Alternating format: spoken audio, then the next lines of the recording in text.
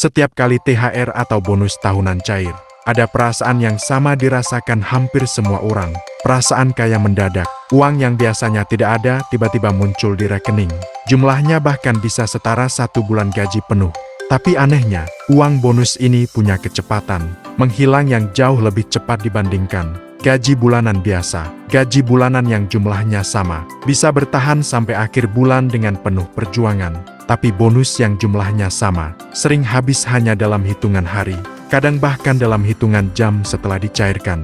Kamu mungkin pernah mengalami ini sendiri, menerima THR, merasa sangat kaya, lalu 2 minggu kemudian bertanya-tanya, uang itu kemana perginya? Ini bukan kebetulan, dan ini bukan karena kamu boros. Ada penjelasan psikologis yang sangat spesifik kenapa otakmu memperlakukan uang bonus secara berbeda dari uang gaji biasa. Dalam psikologi keuangan, ada konsep yang disebut mental accounting atau akuntansi mental. Otak manusia secara alami membagi uang ke dalam kategori-kategori berbeda. Meskipun secara nyata semua uang itu memiliki nilai yang sama persis. Uang gaji bulanan biasanya diberi label mental sebagai uang serius, uang yang harus dijaga, uang yang bertanggung jawab untuk kebutuhan hidup. Tapi uang bonus atau THR diberi label mental yang sangat berbeda. Otakmu memperlakukannya sebagai uang bonus santai, uang ekstra yang boleh dinikmati dengan bebas. Seolah-olah uang itu tidak benar-benar nyata seperti gaji biasa. Padahal secara matematis, Rp100.000 dari gaji dan Rp100.000 dari bonus memiliki double yang persis sama. Tidak ada perbedaan nilai sama sekali. Tapi karena otakmu sudah memberi label mental yang berbeda, kamu jadi jauh lebih longgar dan kurang berhati-hati ketika membelanjakan uang bonus dibandingkan ketika membelanjakan uang gaji.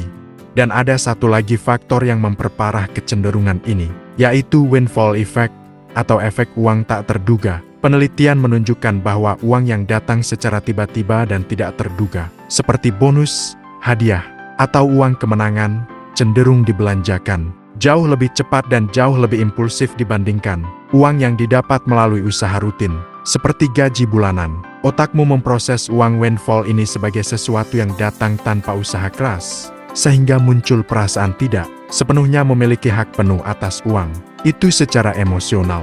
Meskipun secara hukum dan finansial uang itu sepenuhnya milikmu, perasaan ini mendorongmu untuk membelanjakannya dengan lebih longgar, seolah-olah membelanjakan uang orang lain, bukan uang hasil kerja kerasmu sendiri.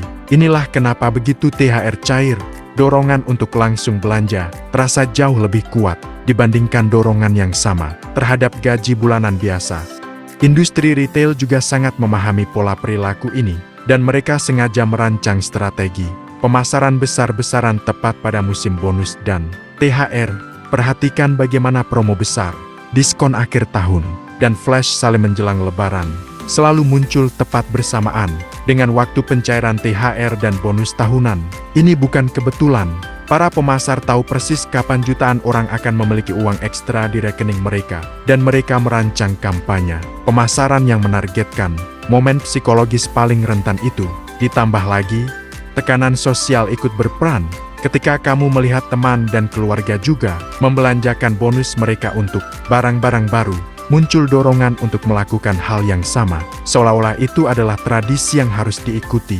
Kombinasi antara mental accounting, windfall effect, strategi pemasaran yang tepat waktu, dan tekanan sosial inilah yang membuat uang bonus menghilang jauh lebih cepat dibandingkan uang gaji biasa. Lalu bagaimana cara menghentikan pola ini? Langkah pertama, secara sengaja anggap bonus sebagai bagian dari gaji biasa, bukan uang terpisah yang boleh dibelanjakan dengan bebas. Perlakukan setiap rupiah dengan tingkat kehati-hatian yang sama. Langkah kedua, begitu bonus cair, segera pindahkan sebagian ke tabungan atau investasi sebelum kamu sempat membelanjakannya untuk hal lain. Ketika uang itu sudah tidak terlihat di rekening utama, dorongan untuk menghabiskannya jauh lebih lemah. Langkah ketiga, terapkan jeda 24 jam sebelum melakukan pembelian besar menggunakan uang bonus. Langkah keempat, buat rencana pengeluaran bonus jauh sebelum bonus itu benar-benar cair, sehingga ketika uangnya datang, kamu sudah punya arah yang jelas, bukan bereaksi secara impulsif terhadap godaan di sekitarmu. Dengan cara ini, uang bonus bisa benar-benar menjadi alat untuk memperbaiki kondisi finansialmu, bukan sekadar uang yang menghilang dalam hitungan hari. Uang bonus dan uang gaji sebenarnya adalah uang yang persis sama nilainya. Yang membedakan hanyalah label mental yang secara tidak sadar diberikan otakmu pada masing-masing jenis uang tersebut. Begitu kamu menyadari trik psikologis ini, mental accounting, windfall effect, dan strategi pemasaran yang sengaja menargetkan musim bonus, kamu bisa mulai memperlakukan semua uang dengan tingkat kehati-hatian yang sama, tanpa peduli dari mana asalnya. Ini bukan berarti kamu tidak boleh menikmati hasil kerja kerasmu, tapi menikmati dengan sadar jauh berbeda dengan menghabiskan tanpa sadar. Mulai bonus berikutnya, cobalah perlakukan uang itu dengan rasa hormat yang sama seperti gaji bulananmu. Dan lihat bagaimana kondisi finansialmu berubah secara signifikan. Subscribe Fakta Hitam, karena masih banyak fakta gelap tentang bagaimana otakmu diam-diam membuat keputusan finansial yang merugikan dirimu sendiri.